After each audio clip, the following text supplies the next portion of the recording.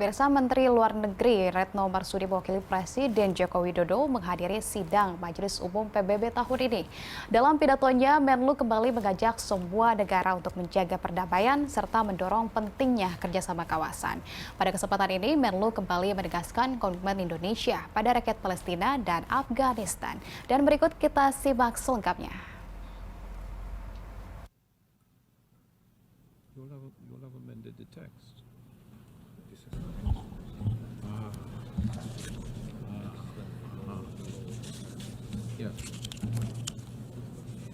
Bismillahirrahmanirrahim.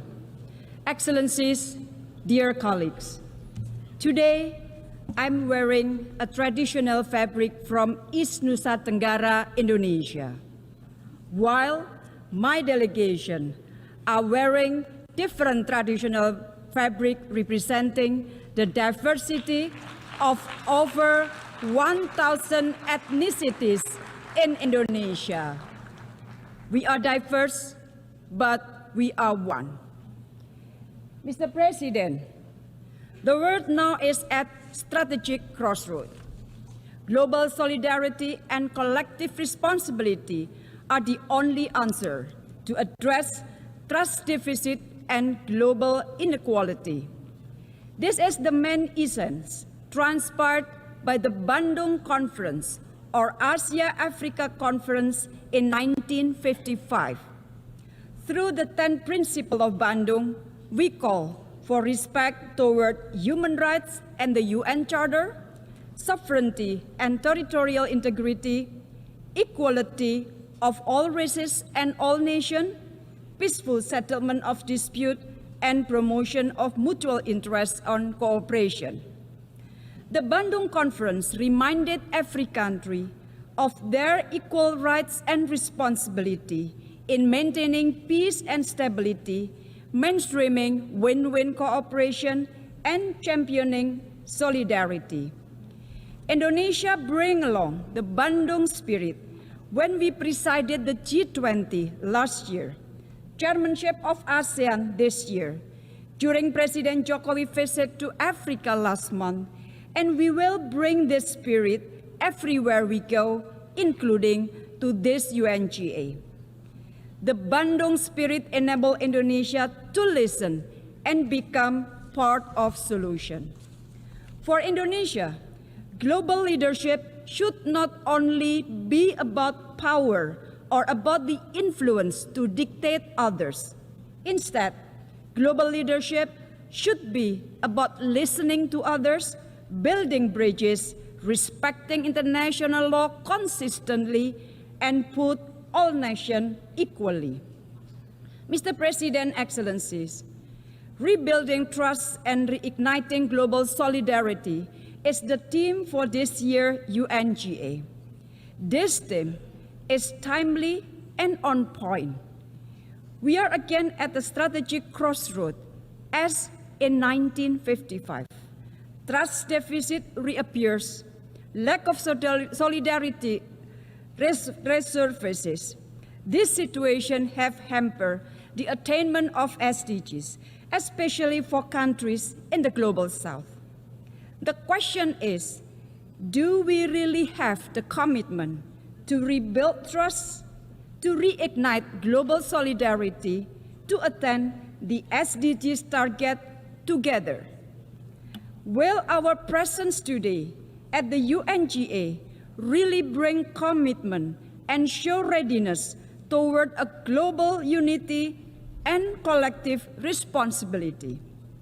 Standing before this esteemed assembly of the UN, we said a lot of good words and promises. Let us now be honest with ourselves. Do we do what we said we would do?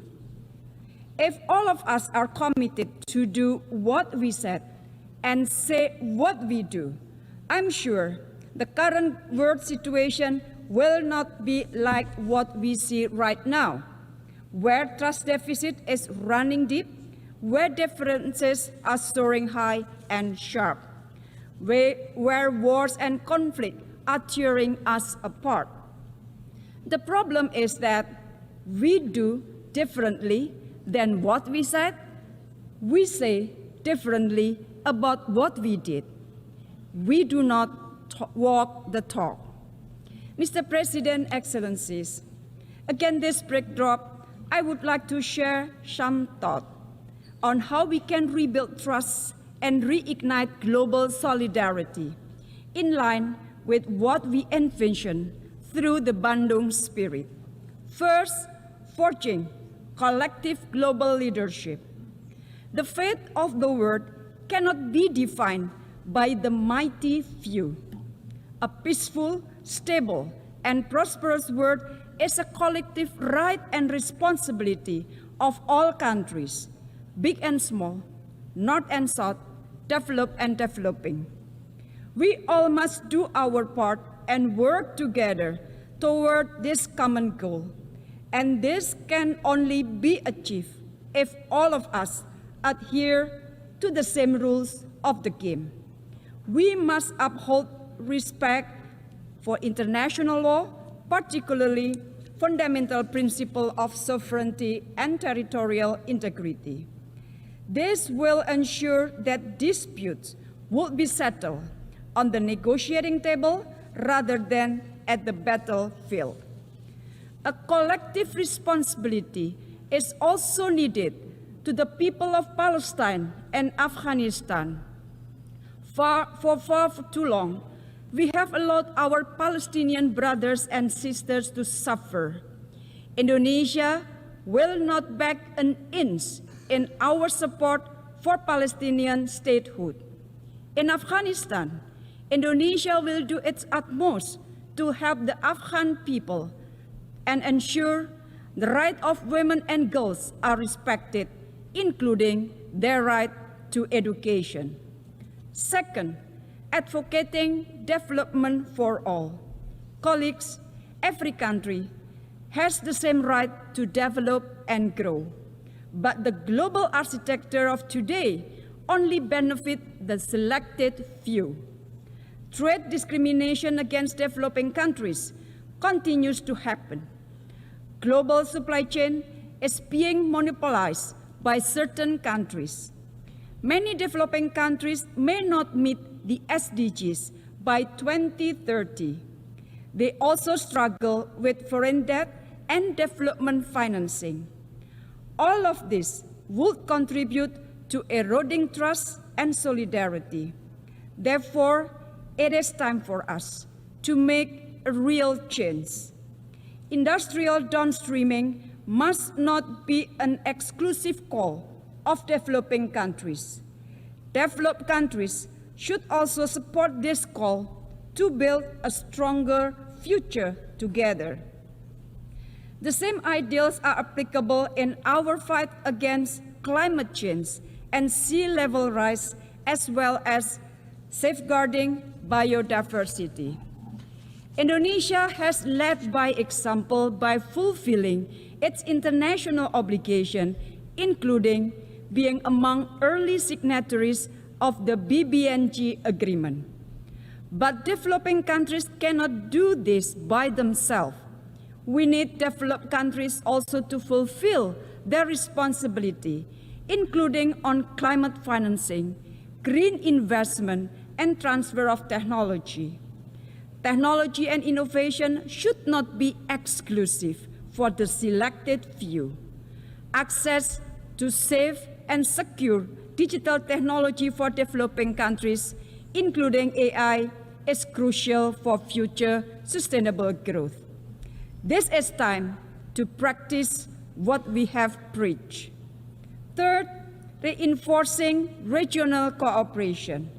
Colleagues, regional institutions should be net contributors and building blocks for global peace and prosperity. As the ASEAN chair this year, Indonesia had to navigate ASEAN through such geopolitical dynamics in the region. ASEAN has already managed to do this for the last 5 decades. We send a clear message that we will not let our region to be a pawn of rivalries. Instead, Southeast Asia must be an epicentrum of growth where all countries can benefit meaningfully. Inclusivity will forever be the pillar of our region's architecture building. It is sufficient to say we managed to pull through. ASEAN have maintained its unity and established a long-term vision for ASEAN 2045. ASEAN have reinforced its centrality in strengthening regional resilience and preparing for economy of the future.